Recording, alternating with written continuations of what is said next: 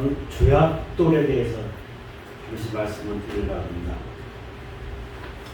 성도 여러분, 조약돌이 어떻게 만들어집니까? 보기 아름답지만은 사실상 그 조약돌은 강이나 바다에서 물살에 부딪히고 그러면서 깨져가지고 그 다음에 아름답게 바꾸어지는 것입니다. 평범한 물 속에서는 조약돌이 만들 수가 없는 거죠. 사실 하나님께서도 우리들 마음을 이제 부드럽게 하시고 사용하시기 위해서 각가지의 문제들을 또한 우리들에게 시험하실 때가 있습니다. 그럴 때마다 우리는 원망할 것이 아니라 반대로 하나님께 감사하는 마음을 가져야만이 되었다는 것입니다. 여러분들 현재 조약돌로 바꾸어진 마음의 준비가 되어 있습니까? 하나님 보시기에 합당한 조약돌이 되었을 때 우리 모습은 좀 더 아름답고 보기가 좋을 것입니다. 비록 모난돌 같이 뾰족뾰족한 성격과 삶을 살고 있을지언정 하나님과 함께하면서 여러 개의 환경 속에서 주님의 은혜 안에 거한다면 아름다운 정금 같은 보석으로 우리 삶은 바뀌어질 것입니다. 그러한 모습을 그려보면서 이 한 시간 함께 은혜를 나누도록 하겠습니다. 우리가 세상을 바라보면서 아름답다 합니다. 내가 주님과 함께하면서 주님의 이름으로 세상을 바라봤을 때 진실로 아름다울 수가 있습니다. 또한 주님의 마음으로 살아갈 때 사랑을 우리는 가질 수가 있는 것이고 폭풍 같은 것이 몰아친다 하더라도 그 속에서 주님과 함께한다면 평강의 삶을 누릴 수가 있습니다. 지금 현재 코로나19가 필승을 부리고 있습니다.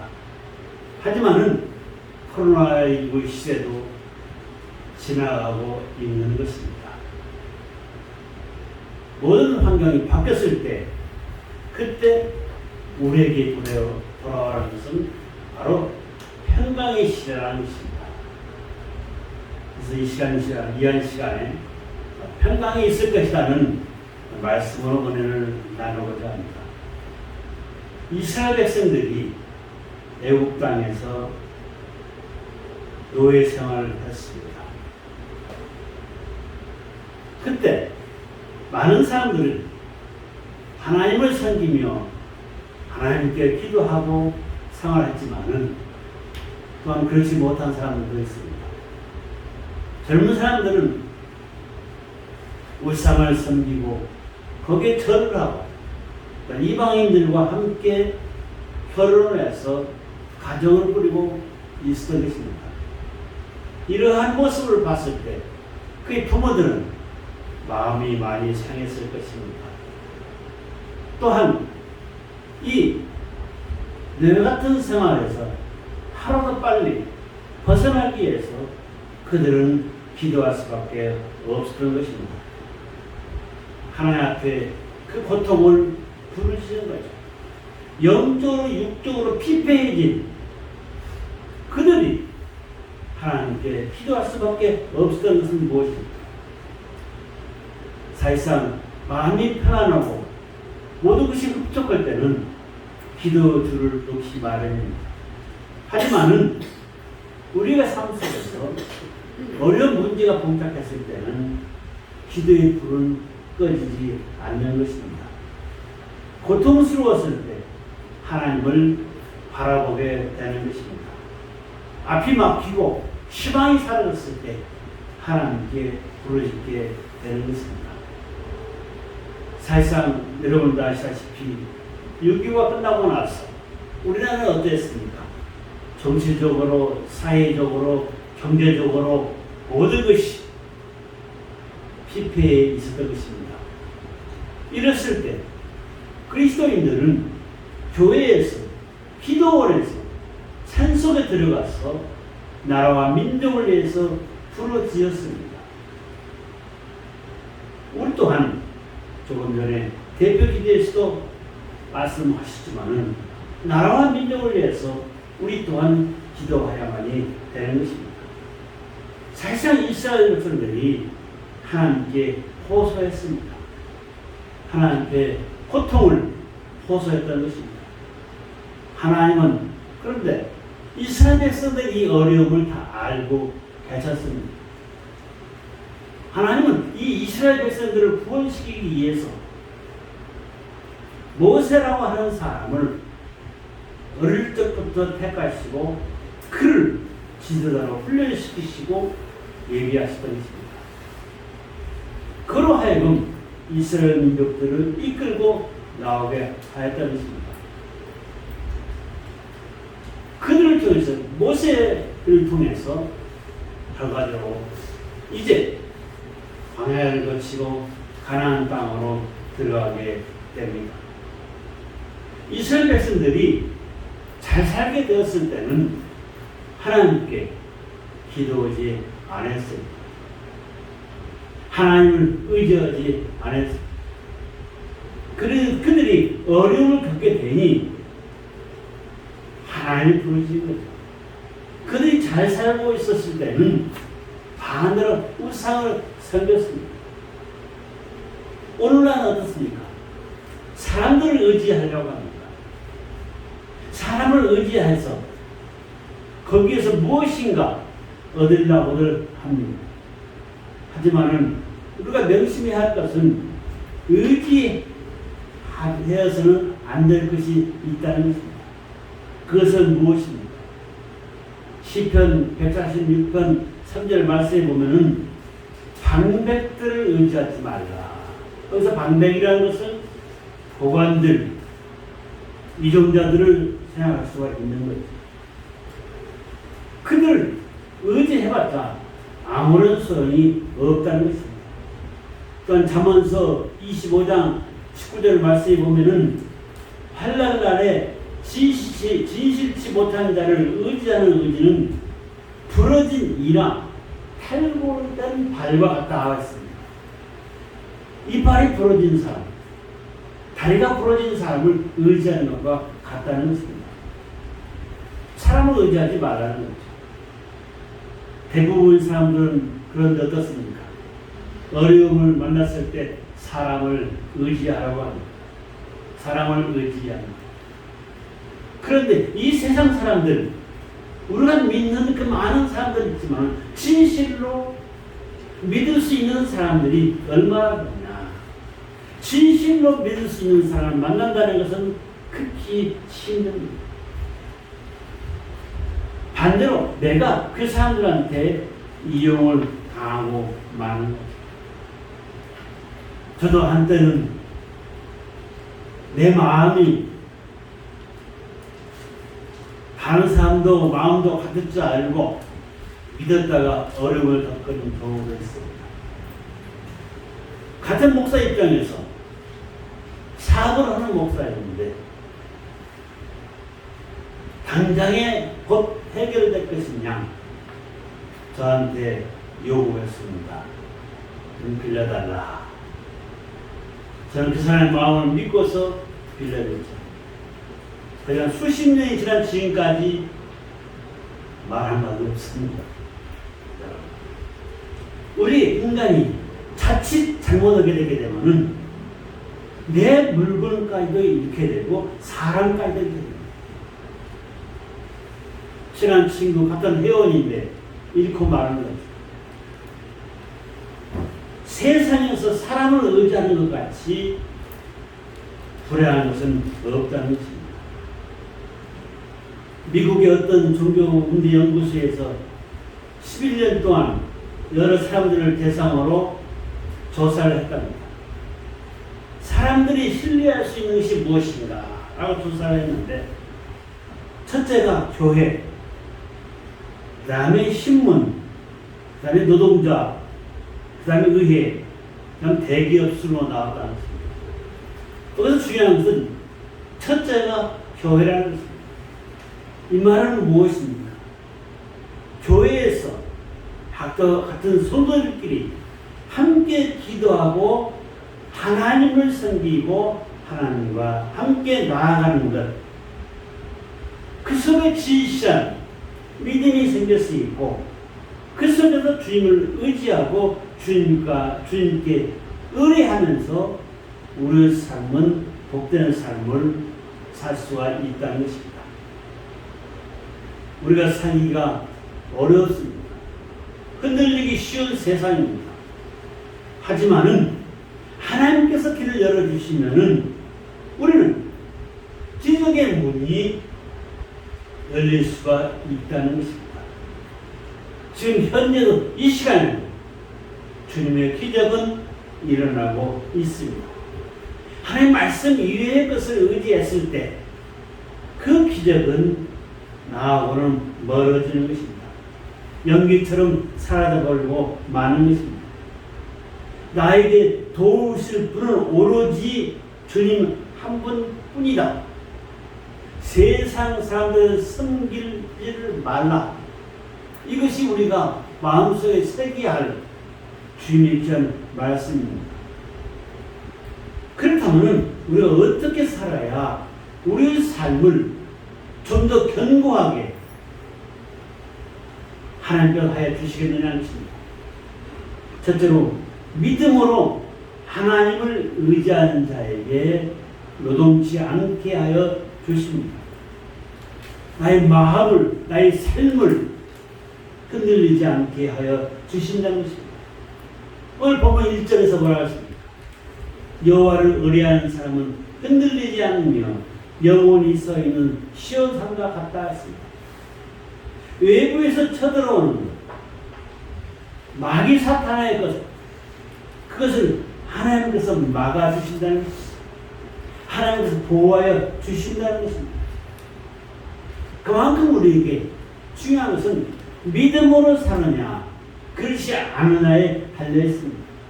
믿음으로 살아갔을 때 주님은 우리를 보호해 주시고 우리에게 형통한 삶을 허락하여 주시는 것입니다. 여러분, 1 곱하기 1입니다. 누구나 다 아는 것입니다. 하지만은 우리가 믿음으로 살 때는 1 곱하기 1은 1이 아니라 10이 될 수도 있고 만이 될 수도 있고 10만이 될 수도 있다는 것입니다. 그럴 때 우리는 믿음으로 하나님을 의지하면서 하나님을 신뢰하면서 나아가는 삶을 살자는 것입니다. 그랬을 때 하나님께서 우리에게 형통한 복을 허락하여 주십니다. 히스기야 이 얘기 나옵니다. 히스기야가 즉위한 지 14년 됐습니다. 하나님께서 축복을 많이 해줬습니다. 물질이 풍요하게 살게 됐습니다. 나라가 풍족하게 됐습니다. 히스기야는 교만하게 됐습니다. 그런데 문제가 발생합니다. 저 나라를 쳐라. 그러면은 전부 빼앗을 수 있다. 그래가지고 아수르군 18만 5천 명이 히스기야로 쳐들어옵니다. 그 나라. 그러면서 아수르군에서 먼저 사신을 떠나서 편지를 보냈습니다. 그 편지에 뭐냐? 그 항복 문서에 사인하라. 만약에 사인하지 아니하면은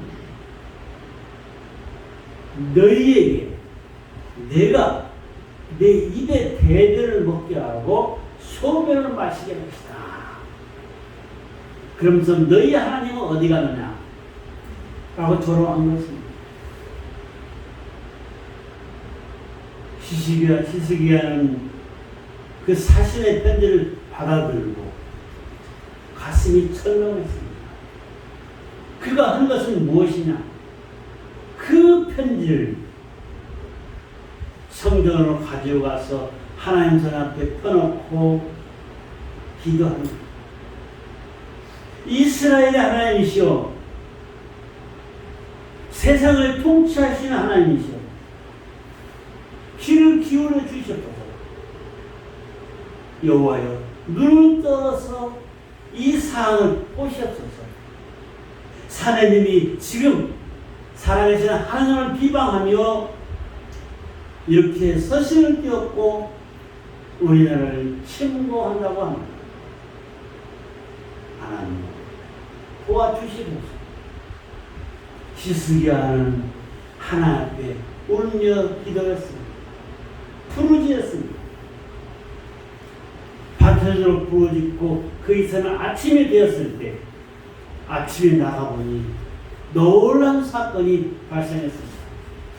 18만 5천 명이 되는 그 많은 군사들이 전부 죽은 것입니다. 열왕기하 19장 35절 말씀이 나옵니다. 여호와의 사자가 나와서 앗술문의 18만 5천 명을 죽여 다 송장이 되게 하였다. 하나님께서 대신 싸워주시겠습니다. 여러분 삶 속에 어떤 문제가 있습니까? 제가 말씀드리지만 기도하십시오.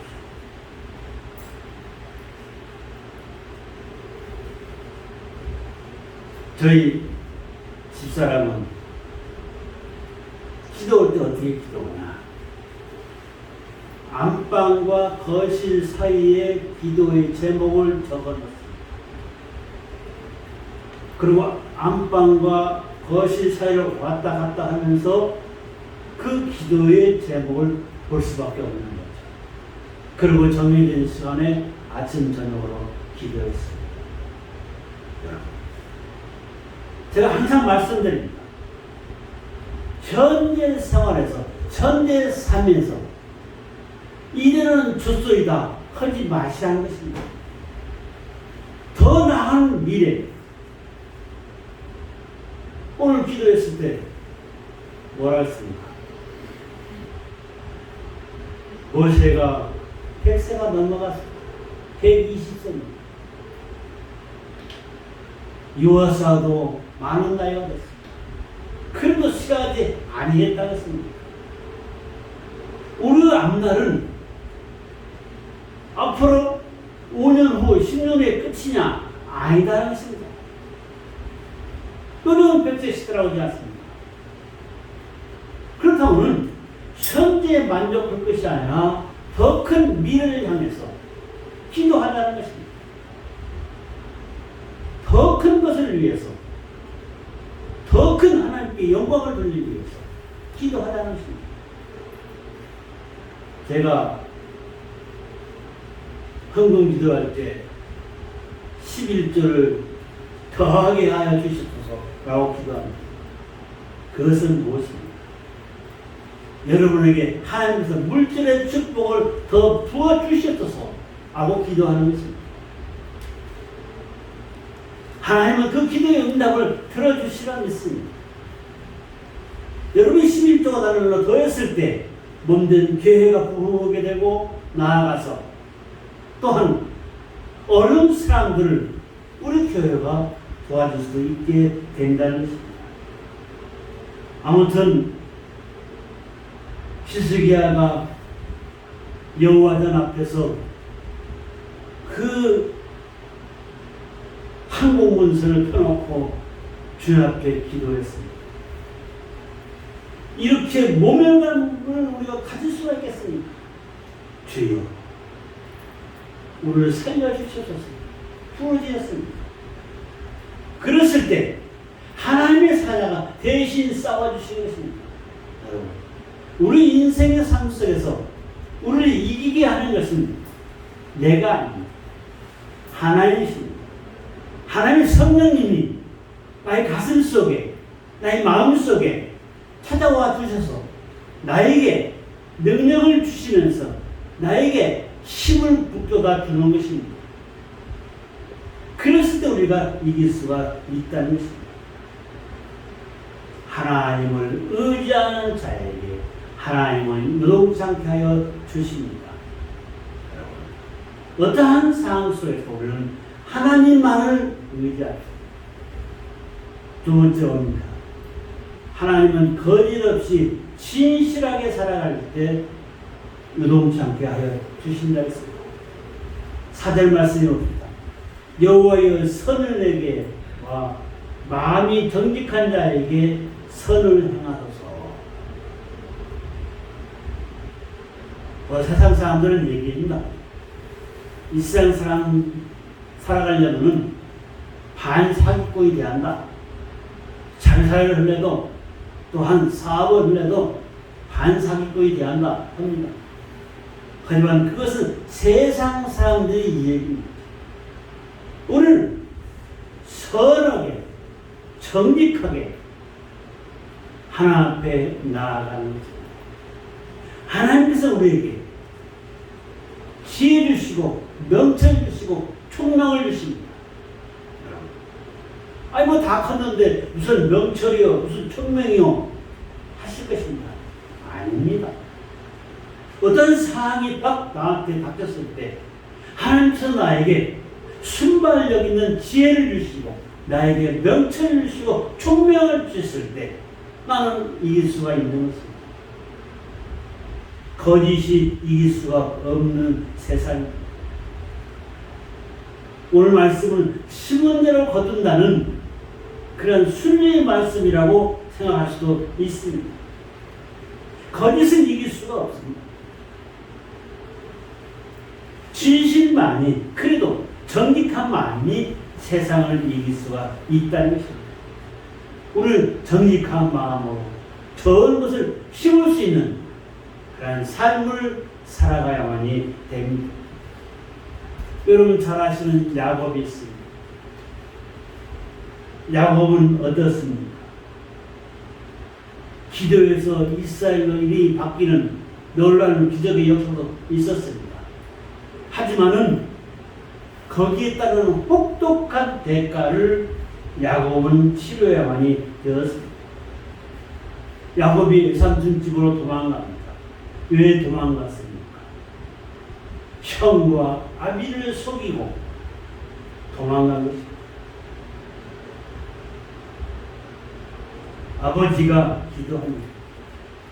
내가 예서냐? 예, 제가 예서입니다.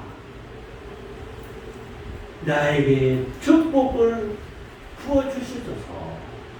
내게 축복하여 주소서. 마음껏 축복하여 달라. 에서는 눈이 어두워서 그 속임에 넘어가서 야곱에게 마음껏 축복하여 주었습니다. 결과적으로 무엇을 심었습니까? 거짓말을 심은 것입니다. 그는 피해서 외삼촌 댁으로 갑니다. 거기서 보니까 아름다운 여성이 있었습니다. 라헬. 그는 그를 마음에 두고서 7년 동안 내가 열심히 7년 동안 일을 한다면은 내가 너를 반가워해 주겠다. 딸을 주겠다고 했습니다. 7년 동안 열심히 해서 결혼식을 합니다. 그런데 이게 어떻게 되는 겁니까? 자기가 사랑하는 라헬을 외삼촌이 허락한 것이 아니라 여기 법도는 언니부터 가게 되어 있다. 라헬은 동생이니까 안 된다. 레아를 허락해서 레아와 결혼을 합니다. 거짓을 뿌리 거두게 되는 거죠. 그는 또 열심히 일을 했습니다. 7년 동안 열심히 일을 해서 라헬을 그는 자기의 부인으로 얻습니다. 그런데 문제가 있습니다. 라헬은 어떤 사람이냐? 우상을 섬기는 여자였던 것입니다. 우상을 섬기는 여자였습니다. 그 무엇을 보고 알 수 있느냐? 이제 야곱이 자기 외삼촌 댁에서 나옵니다. 자기의 고향집으로 가려고 나왔습니다. 그런데 이 라헬이 자기 애삼촌이 모시면서 숭배하고 있던 것을 그는 그것을 결과로 훔쳤습니다. 그 훔친 것을 가지고 그는 길을 갔던 것입니다. 하나님께서 말씀하셨던 것을 결과적으로 하나님을 섬겨야 할 그가 하나님을 섬기는 것이 아니고 우상을 섬기는 그 물건을 가지고 오게 된 것입니다. 어처구니 없는 사건이 발생하고 마는 것이죠. 그것은 뭐냐? 바로 자기가 숨기고 가져온 것이 드라빔이라는 것입니다. 드라빔이라는 것은 가정의 수호신입니다. 가정의 수호신 이 드라빔을 몰래 가지고 나왔기 때문에 에사우는 그것을 찾으려고 쫓아왔다는 것입니다. 그때 이 라헬은 나귀에 올라타고 있었습니다. 그 안장 밑에다가 그걸 숨겼습니다. 이 에사우는 장막 속에 있는 줄 알고 아무리 찾았지만 찾지 못한 거죠. 라헬이 거짓말을 합니다. 내가 지금 경수로 인해서 몸에서 경수가 남으로 인해서 내가 내려갈 수 없으니 양해해 주십시오. 용서해 주십시오. 아버지요. 사실은 그 안장 밑에 숨겨놨기 때문에 자기가 내려오는 것이 발각될 것 같아가지고서 발견될 것 같아가지고서 그는 그렇게 얘기했습니다. 그리고 이에 삼촌은 찾지 못하고 되돌아갑니다. 문제는 여기서 끝이지 않습니다. 환난이 어려움이 이 가정에 계속되는 것입니다. 이후 베델을 떠나서 세겜으로 갑니다. 거기서 막내딸 디나가 세겜 추장에게 강간을 당합니다. 거짓말. 형제들이 화가 났습니다. 쫓아가서 세겜족을 죽입니다. 그리고 약탈합니다. 살인하고 도둑질을 한 것입니다. 결과적으로 이 모든 것은 무엇입니까? 진실되지 못하게 자기가 아버지를 섬긴 것에 대해서 회개했어야 할 텐데 회개하지 못한 것이 발단이 된 것입니다. 우리의 삶 속에서도 마찬가지입니다. 우리가 살다가 나도 모르게 우리는 죄를 질 수도 있습니다. 하지만 하나님께서 요구하시는 것은 죄를 지었다면 거기에서 회개하는 것을 원하시고 계십니다. 회개하는 자에게 그 모든 죄를 용서하여 주시는 것입니다. 우리가 잘못한 죄가 문제가 아니다는 것입니다.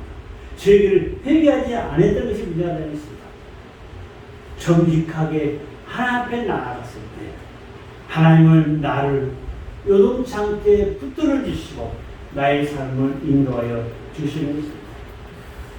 세 번째 생각할 것이 하나님을 의지하는 사람에게 평강의 복을 주십니다. 하나님을 의지한다. 사실상 어떻습니까? 이스라엘 민족들이 애굽에서 430년을 종살이했습니다. 40년을 광야 생활했습니다. 바벨론에 가서 70년 동안 포로 생활을 했습니다. 그런 과정 속에서 그들은 자고 일어나면 한 사람이 포로가 또 잡혀가고 자고 일어나면 한 사람이 죽었던 것입니다. 하나님께서 그들에게 요구하셨던 것은 평강을 주시길 원했던 것입니다. 그래서 이스라엘 사람들은 여호와 샬롬이라고 인사를 합니다. 모두는 안녕하셨습니까? 처음엔 지지지 않습니까? 했습니다. 그 사회에 또한 편안하십니까? 합니다.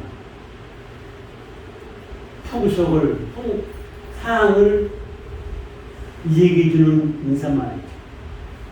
하지만 이스라엘 백성들이 얘기하는 그 인사말은 참 좋습니다.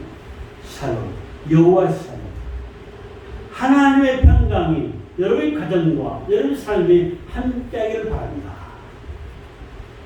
그런 어려운 과정 속에서 그들은 하나님께 영광을 돌리면서 그래도 평강을 갖기를 원했던 것입니다. 우리가 살면서 세상에 집착하면 안 됩니다. 하나님의 계획을, 하나님의 뜻을 우리는 받아들일 수 않은 그런 삶을 살아야만이 된다는 것입니다. 하나님께 의지했을 때 하나님께서 그 의지하는 그에게 축복하여 주시는 것입니다. 결론으로 말씀을 드리겠습니다. 애벌레가 나비에게 물었습니다. 어떻게 하면 날 수가 있죠? 간절히 원하면 날 수 있다고 합니다. 어떻게 하면 나비가 되죠? 날기를 간절히 원하면 된다. 애벌레로 사는 것을 기꺼이 포기하는 만큼 간절히 요구하라. 그렇다면 죽어야 한다는 뜻인가요? 그렇지. 그렇다고 내가 완전히 죽는 것은 아니다. 애벌레에서 나비로 바꾸기 위해서 변화의 과정을 거쳐야만이 된다고 하였습니다. 우리의 삶도 마찬가지입니다. 우리는 변화의 삶을 삽시다. 과감한 변화를 일으키자는 것입니다. 하나님은 나를 사랑하시고 나에게 은혜 주시기를 원하고 있습니다. 하나님이 원하시는 것은 모방이 아니라 진실된 모습. 나의 마음속에 예수님을 섬기고 진실로 살아가느냐, 그것을 요구하고 있다는 것입니다. 오늘 변화의 세 가지 원칙을 말씀드렸습니다. 첫 번째는 무엇입니까? 믿음으로 세상을 바라보자. 두 번째는 거짓 없이 진실되게 성실하게 살아가자. 세 번째는 하나님을 의지하자. 그 다음 평강의 하나님께서 우리에게 말씀하십니다. 평강이 있을지어다. 우리에게 평강을 허락하여 주신다는 것입니다. 우리는 하나님을 붙잡고 하나님과 함께하면서 놀라운 하나님 주시는 은혜의 축복을 받자는 것입니다. 어려운 문제마다 해결되고 그 속에서 평강의 축복이 나에게 임하고 하나님께서 나에게 평강을 허락하시다. 그런 믿음으로 살아가는 우리는 승리할 수가 있는 것입니다. 축복된 이 세상을 우리는 살아갈 수가 있을 것입니다. 평강이 있을 것입니다. 주님은 여러분에게 평강을 허락하였습니다. 믿음 안에서 평강으로 살면서 승리하시는 축복된 삶을 누리시기를 주님의 이름으로 축원하여 드립니다. 기도하시겠습니다. 감사하시고 저희와 함께 하신 아버지 하나님, 이스라엘 백성들이 어려움을 겪을 때 주님 앞에 간곡히 부르짖었습니다. 히스기야가 편안할 때는 주님을 찾지 않다가 어려운 난관에 처했을 때 주님 앞에 부르짖었습니다. 저희들 성실한 마음으로, 진실한 마음으로 내 삶이 의동치지 않기를 원합니다. 흔들리지 않기를 원합니다. 내 마음이, 내 물질이, 내 건강이, 내 삶이 흔들리지 않기를 원합니다. 아버지 하나님, 어려움 속에서도 주님 앞에 부르짖으며 주님을 의지하며 나아가면서 평강이 나의 삶 속에 늘 임할 수 있도록 축복하여 주시소서. 감사하고 예수님의 이름으로 기도드리옵나이다.